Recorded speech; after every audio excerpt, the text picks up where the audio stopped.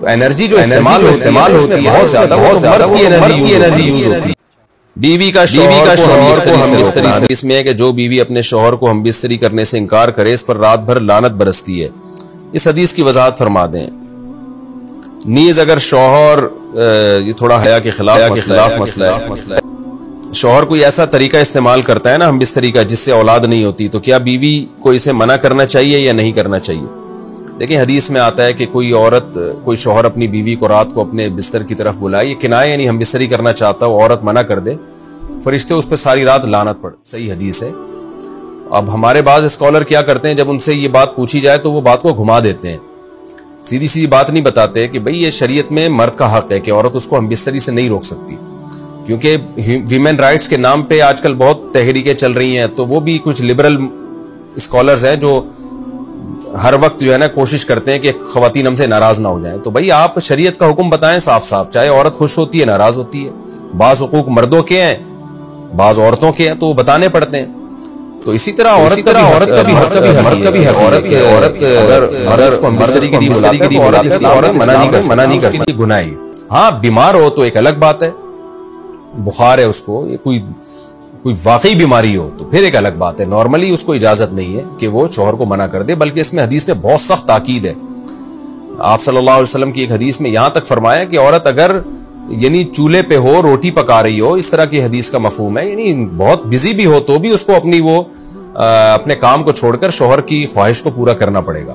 और ये नेचर के भी मुताबिक मर्द में जब सेक्स की ख्वाहिश पैदा उसको कुचला जाए तो मर्द बहुत ज्यादा डिस्टर्ब होता है। खवातीन इसमें अपने आप को मर्दों जैसा समझती हैं, वो समझती है हमारा इसमें वही हक है जो मर्द का हक है। भाई अल्लाह ने दोनों की डिजायर्स में जमीन आसमान का फर्क रखा है, तो मर्द को बहुत ज्यादा नुकसान होता है इससे, वो बहुत ज्यादा मेंटली डिस्टर्ब होता है इससे, क्योंकि अल्लाह ने ये डिजायर्स औरत की निस्बत मर्द में बहुत ज्यादा रखी है, थोड़ी ज्यादा नहीं बहुत ज्यादा रखी है। तो मेडिकली ये बात साबित हो चुकी है। तो दूसरा, एक तो मेंटली बहुत ज्यादा डिस्टर्ब होता है वो, दूसरी बात ये कि फिर उसके गुनाह की तरफ तवज्जो हराम कामों की तरफ जाए।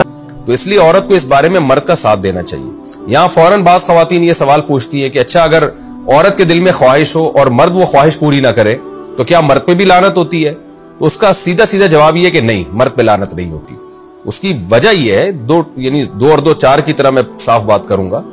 वजह उसकी यह है कि औरत के लिए मर्द की इस ख्वाहिश को पूरा करने में औरत की कोई एनर्जी नहीं इस्तेमाल हो रही, जबकि अगर मर्द का मूड ना हो और औरत का मूड हो तो फिर मर्द अपने आप को प्रिपेयर नहीं कर सकता इसके लिए, बहुत तकल्लुफ करना पड़ेगा उसको। अखलाकी तौर पर तो ठीक है, मर्द को यही हुक्म दिया जाएगा कि ज़ौजा की ख्वाहिश को पूरा करे, लेकिन उस पर शरीयत ने लाजिम नहीं किया है, क्योंकि एक चीज मर्द के इख्तियार में नहीं है तो लाजिम कैसे हो सकती है? आदमी का वो जहनी तौर पर तैयार ही नहीं है उसके लिए, तो मर्द के लिए तो जब तक जहनी तौर पर तैयार ना हो ये अमल कर नहीं सकता, जबकि औरत कर सकती है।